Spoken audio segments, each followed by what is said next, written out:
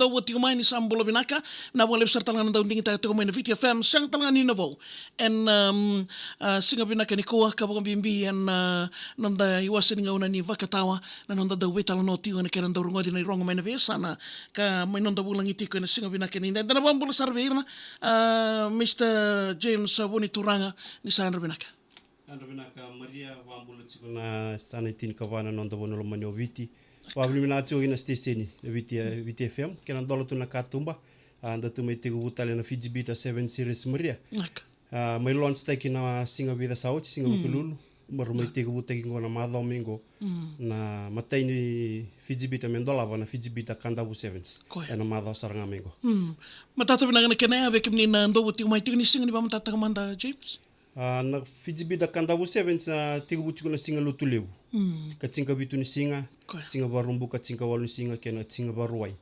na tsinka dio ni singa. Matata binaka keno ya singa binaka ni indai ba kiru ba yang tangan bekim ni na ndongito rakabi wakatang kena netball kena bingito e soni ndo WCC bikina seuni ndo wagita bikina en nanda bonuai ya kongo na binaka James ano bibi vida na bakina kena lagu tikuna kandabu 7s. Kandabu 7s katul ni ambakingo. Huna mbake di waktu mikir na kurhulio na malata. Na matenya ambakingo sa suli sarang apa na kandabu rugby union. Mertuna di bakai. Dodon mertu melande vi tiliba. Dodon mevi rovi wasiti ko kan na malata watake tiliba. Artu oso sumbia kana kanda rumai tiliba. Sa suli sarang apa na kandabu rugby union. Rau na vitala no bal ni tundone union. Mertu sa di bakai na Fiji Beta kandabu 7s na madau sarang amigo. Tim sa evita todo kona tim daw nangan rewa James. Ngono ko sebo chiko songo chiko naka kereduru naka bisaranga ni kona lima na kaloko. Vikim ni na vitimi wa ambulo tal tsingai ni ke bakai sembera ni vao china no midurduru. Sember talanga ni rage tamai. Bo chiko vida na ya uongo me do bana kabi.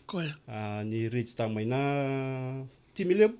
Bo sar chimbenga e rua se tolu na timi. Na timi ni under 21 watching back ang goe 5 ni bigir na maninjia kereke muni ni keba ni sembera ni bola ya sember ni register no muni tim kena ngonango kena singa ni kuwa ni bandite ke muni makin bandite kamandana sot-sot ke na mga dirty ko na kani wase James na men's competition beauty ko me rusa ulka bana tim under 21 e tinka ono vakakina na marama kito mbito chiko me walu na timi ngono ngortu le tulu chumbenga na timi ortu se wandi tigir tu chumai we sure chika ni bekem ni na timi ni marama ngande na madho mingo ni lingito mi kandabu mateni sot na Fiji Beta 7 series 2024 kana 2025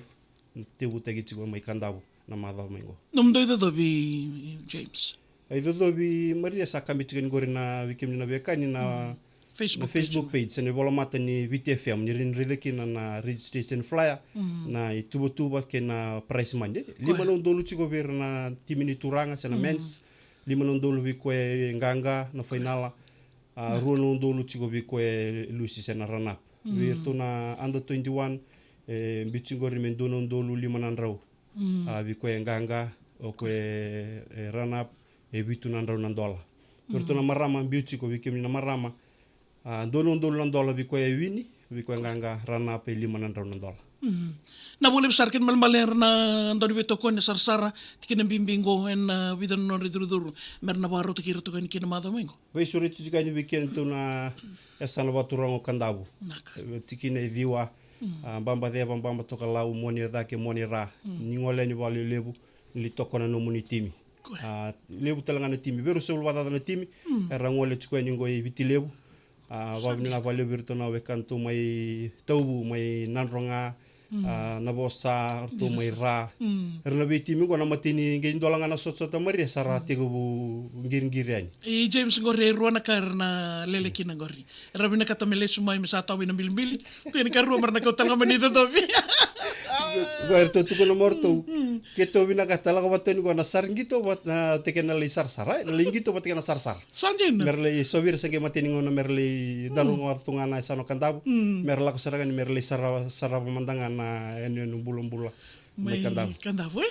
Ken man malbe kim dono kang gumay kanda bo mertu kau sari da kau mertu leinu no. Jina sar.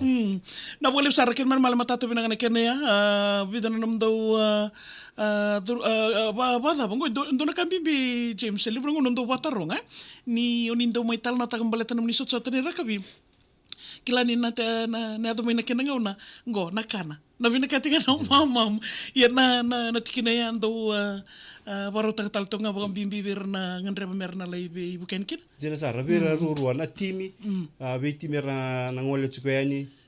kira na daw sa bitoko ne na sar ikakun lang kataka na kemuni basing lebu na kemuni baka bise na katalo na mataglilay ni ngole ngayan sana tui nalomani rarase na rarai na malata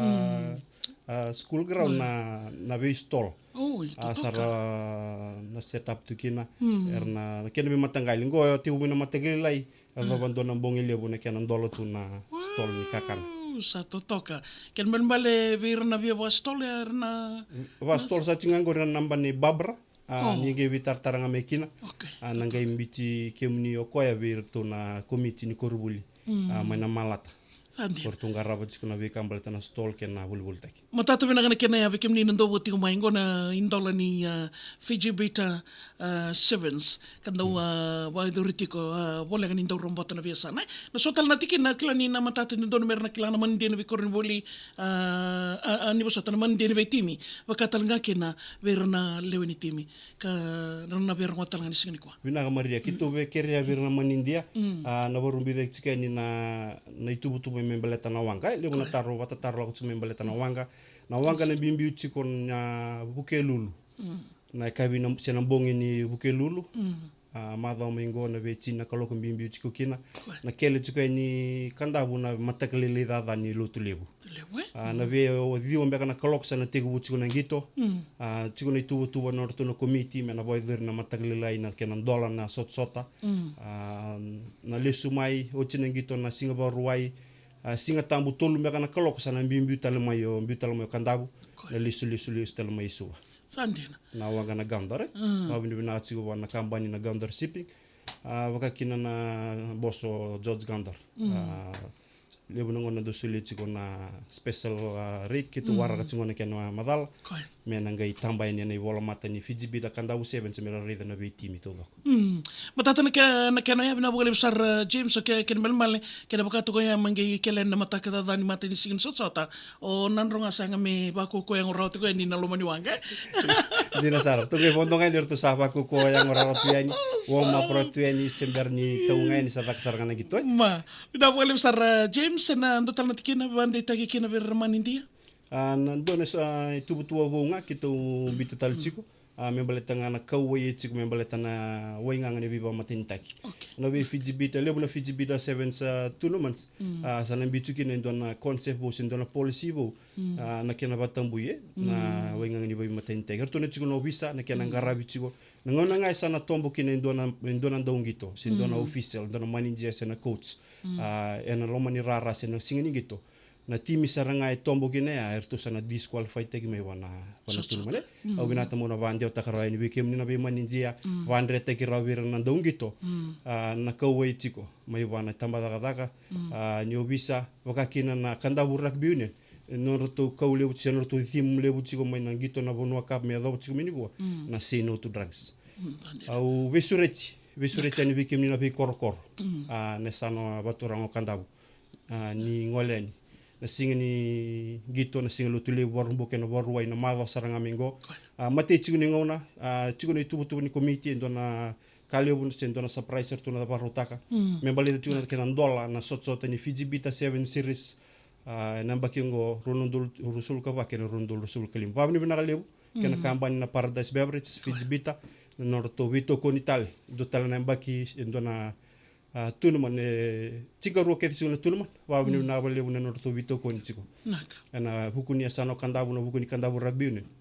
ana sota Fiji Beta kandabu 7 sana madha saranga me na boleh besar James bonito ranga bekem ni ndo wodi tiko mai rotal ngani ni ngai sarabatal tingan rongotal tingan itu ko ana Facebook page ni VTFM kalunga tan sota James na bale ne badingo